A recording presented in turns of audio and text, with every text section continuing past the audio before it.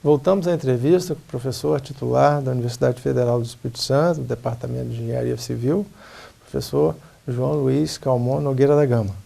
Professor, falávamos nos blocos anteriores sobre a questão do reaproveitamento de materiais e o senhor traz aqui nesse slide agora, que a gente está colocando, uma informação sobre a construção civil.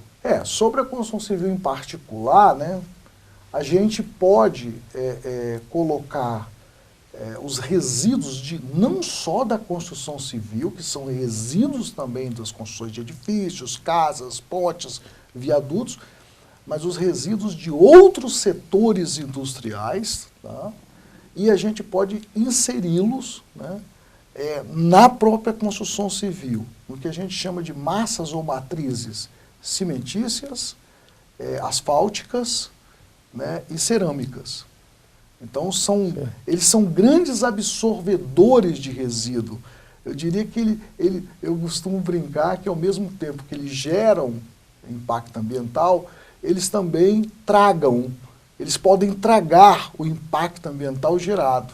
Sim. Eles engolem, né, esse impacto. Seria assim, o Deus o Deus da solução, né, do problema.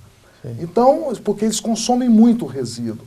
Então, eu estou explicando nesse gráfico o seguinte, que você pega os vários setores industriais, né, e o da própria construção civil, e pode fabricar vários produtos da construção civil, como telhas, né, vamos dizer, o próprio cimento, o concreto, né, todos esses componentes, né, da construção civil, você pode reaplicá-los, seja na área de cerâmicas, como por exemplo telhas, seja na área por exemplo, meio-fios, blocos de pavimentação, blocos de concreto de vedação, ladrilhos cimentícios, né, ladrilhos cerâmicos, pode aplicar na cerâmica, pode aplicar em tijolos cerâmicos, né, assim, por exemplo, o caso do mármore granito, né, você Sim. tem condições, é um pó muito rico, eu sempre defendo isso há anos, né, que isso é um material rico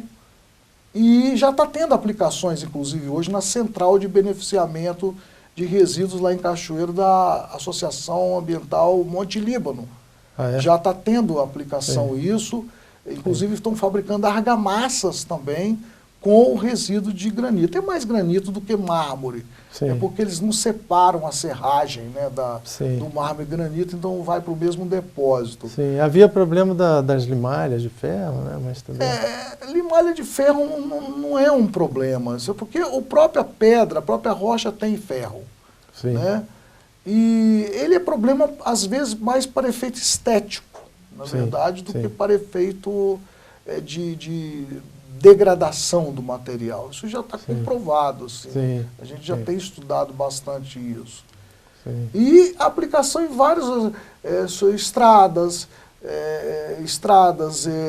concreto, urbanização, subleito, leito de estradas. Agora mesmo, por exemplo, eu acabei de orientar uma dissertação que foi defendida semana passada, de utilização do resíduo de granito, né, e de escória de aciaria, que não é escória de alto forno, o pó da escória de aciaria com o pó do granito, nós aplicamos para fazer concreto betuminoso usinado quente, que são matrizes asfálticas, o asfalto. Você vai gastar aí cerca de 150 toneladas por quilômetro do material. Então, esse ciclo, nós estamos tentando aplicar quase tudo que a gente produz nas outras indústrias e na própria indústria da construção, reaplicar no próprio setor da construção em diversos subcomponentes e materiais. Professor, quando a indústria, de uma maneira geral, o setor privado, quando ele percebe que existe um novo negócio, um negócio que seja rentável, lucrativo para a atividade industrial, ele passa a trabalhar com aquilo. Por que essas práticas ainda não foram absorvidas pelo setor privado. Isso ainda não é economicamente viável, isso precisa ser melhor trabalhado, precisa ser trabalhado com relação à questão dos tributos diferenciados para empresas que fazem a utilização de resíduos. Olha, essa pergunta aí é muito apropriada. Eu sempre tive essa curiosidade, né? Porque a gente tem muitas pesquisas, né? Sim. Nós temos no Brasil uma quantidade, mesmo no exterior, tem uma quantidade de pesquisa muito grande. Agora, é diferente a Noruega, a Dinamarca, os países nórdicos, que eu adoro Sim. falar em termos de meio ambiente, Sim. né? Do Brasil. Nós temos Sim. lá, eles não têm abundância. Nós temos a abundância, terra à vontade. E não utilizamos bem. Agora, legislação, né? Aplicar legislação. Isso é fundamental. Claro que a área de comprovação econômica é muito importante. Normas é outra questão, normativa. Por exemplo, o empreiteiro vai usar um material, vai usar um bloco de concreto. Claro, ele tá seguro a norma da Associação Brasileira de Normas Técnicas. Vai. Esse bloco obedece às normas técnicas? Sim. Essa é uma questão. Porque, senão, ele tem medo de usar, porque depois dá um problema, ele vai ser responsabilizado porque ele não obedeceu às normas pelo, sei lá, a comissão do CREA, do Conselho Para Regional. isso ele tem que ter um selo, uma selo de garantia de qualidade. Que isso do IPT, por exemplo? Pode ser, de laboratórios credenciados, né? Por exemplo, hoje existem tecnologias de construção que não estão normalizadas. Então, existe um sistema dentro do Ministério das Cidades que credencia laboratórios para credenciar os sistemas inovadores. Por exemplo, essa história do Minha Casa Minha Vida, que teve esse grande Sim. programa aí, eles tiveram que certificar muitos processos inovadores que nem normalizados tinham. Então, eu acho que isso tinha que entrar dentro desse processo. Então, é norma, né? Sim. Eu fiz um trabalho, quer dizer, orientado também de uma aluna minha, Fabrícia Delfino. Ela hoje, eu acho que é coordenadora da arquitetura, eu acho que da Univix, eu não tenho certeza. Mas ela fez um trabalho comigo, quer dizer, a gente queria saber o seguinte: por que os resíduos da construção civil, aí em particular só da construção civil, que é os restos de cimento, de bloco, de argamassa, disso, não estava sendo reutilizado. Por quê? Quais os motivos? Mercadológico, técnico, como você fez a pergunta, normativo, financeiro, não vale a pena, papa.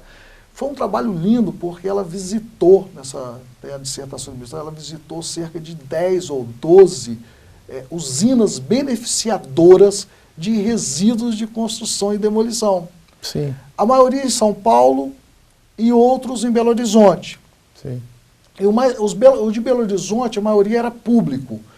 E o de São Paulo tinha uma parte que era público misto e outros privados. O que a gente notou é que os privados deram certo. Sim. E os públicos foram muito mais assim de impacto político do que efetivamente de tornar viável o empreendimento. Então, eles começaram a vender muito, eles vendem, tem preço, eles vendem os produtos nessas usinas para estradas, para subleito de estradas, para tudo isso. Comercializam efetivamente. Sei. Né? Enquanto que os públicos não conseguiram. Existem equipamentos para poder...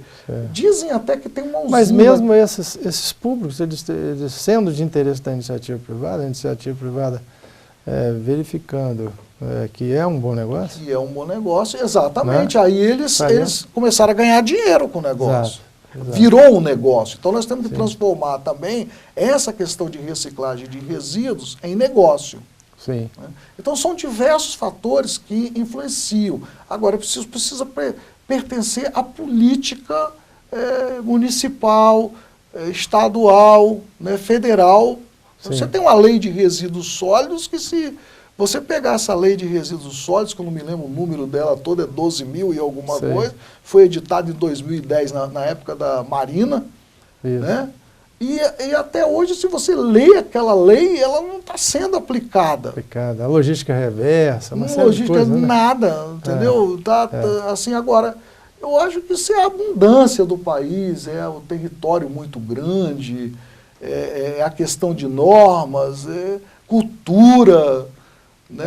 A universidade produz muito, trabalha muito. Eu tenho um gráfico que eu posso mostrar depois, de quantos por cento de artigos têm sido gerados. São muitos artigos gerados por todas as universidades brasileiras que trabalham dia e noite nessa questão. A Federação das Indústrias, por exemplo, tem uma relação com os departamentos de engenharia, uma relação direta, inclusive para a absorção desse material que é produzido? Nós vamos a um rápido intervalo, voltamos já falando sobre esse assunto.